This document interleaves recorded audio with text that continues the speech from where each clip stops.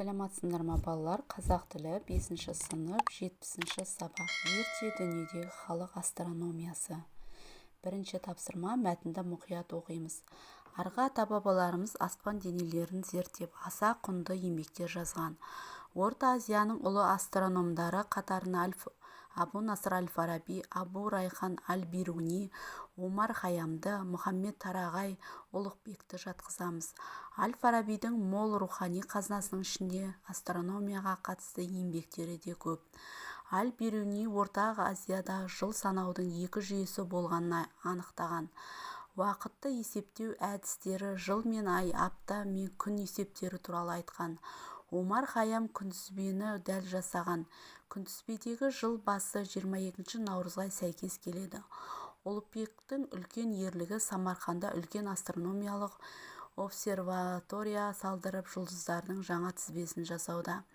Балалар, мына жаққа бізге ереже берілген екен: төл сөз, төлеу сөз. Төл сөз деп отырған сөйлеуші тек өзі ғана сөйлей бермей, тек өз сөзінің ішінде басқа біреудің айтқанын, сөйлеген сөзін келтіреді. Біреудің сөзі екі түрлі жолмен беріледі. Яғни бөгде сөз, біреудің сөзі нақ өзінің сөзімен айтылса, ол ешбір өзгеріссіз жазылса, ол төл сөз болады балалар. Ал төлеу сөз деп отырғанымыз сол біреудің сөзін, яғни бөгде сөзі өз сөзіңмен өзгертіп айтсаң, ол төлеу сөз болады балалар. Ары қарай ережені танып болсақ, ары қарай тапсырманы орындаймыз балалар.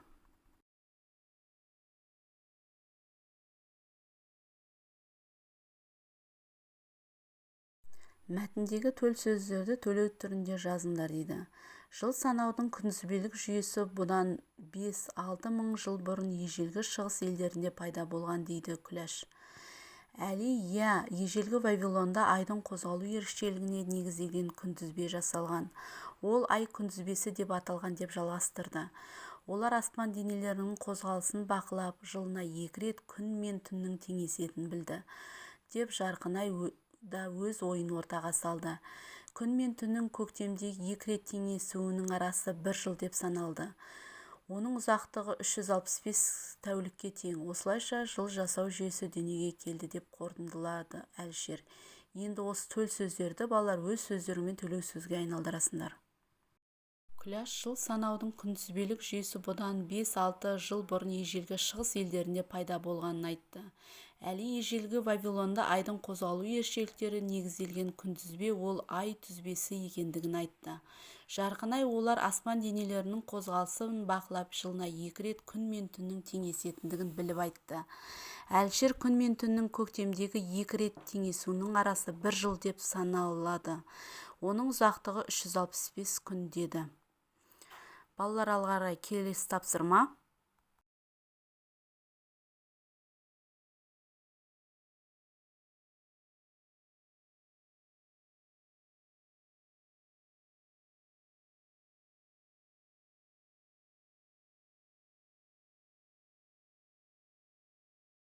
Үшінші тапсырмада балалар сұрақтарға жауап беріңдер. Бір-бірлерімен пікір алмасып сұхбат құрыңдар дейді. Бірінші, сағат болмаған шақта адамдар уақытты қалай белгілеген? Құммен. Екінші, сағаттың қандай түрлерін білесіңдер? Сағаттың жыл санауға қатысы бар ма? Неліктен?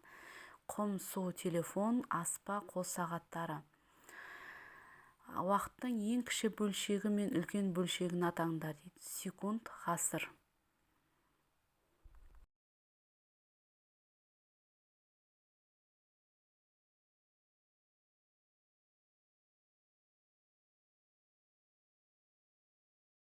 Төртінші тапсырмада бақ материалдарын пайдаланып сағат және оның түрлері туралы телебағдарлама сценарийін жазыңдар дейді.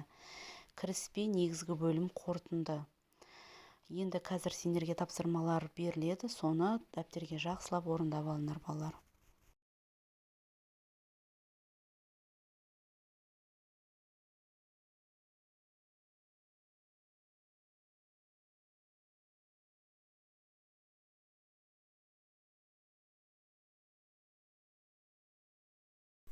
Кіріспе. Құрметті балалар, сендер сағат туралы оның шығу тарихынан не білесіңдер? Сағат өмірімізде маңызды орын алады. Сағатпен уақытымыздың құнын білеміз.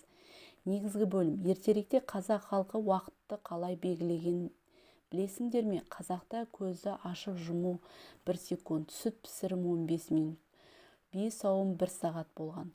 Одан қалды жұлдыздарға қарап әтештің шақыруымен уақытты болжаған. Ал ең алғашқы сағат қандай болған білесіңдер ме? Ең алғаш адамзат уақытты күн сағатпен болжаған.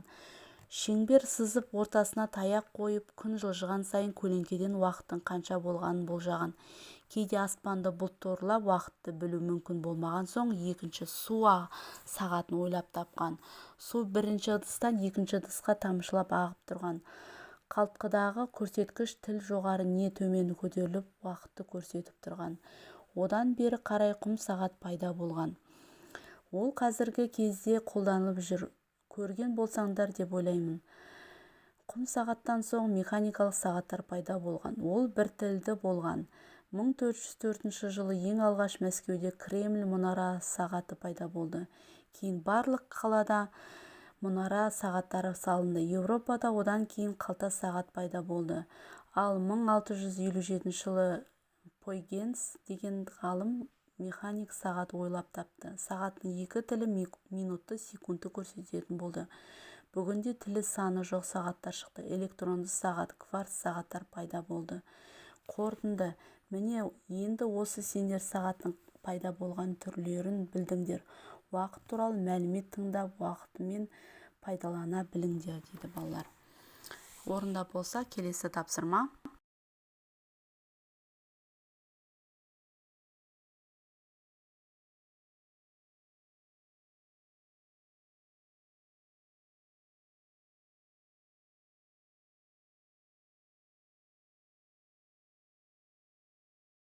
Келесі тапсырма, 5-ші тапсырма, ата-аналарының көмегімен немесе энциклопедияларды пайдаланып, халықты ұғымдағы тәуелдік мезгілдерін ретімен жазыңдар.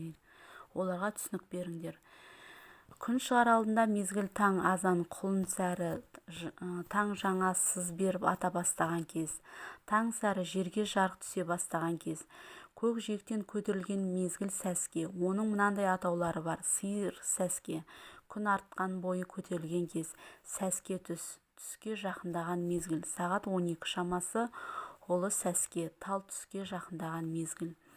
Күннің орта мезгілі түс, бұл түскі тамақ ішіп тынығатын уақыт. Тал түс күннің қатты ысыған кезі, тынығатын шақ.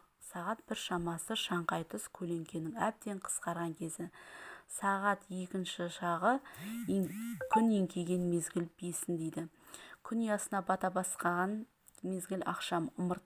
Оның мынандай атаулары бар: ала кеуім, күн ала көлең, ұясына бата бастаған кезең, кеугім, қараңғы түсе бастаған кез, ымырт. Намазшам, кешкі намаз оқылатын кез. Кеш, ымырт жабылып, қас қарайған мезгіл. Түн мезгілі. Іңір, күн батып, қас қарайған кез.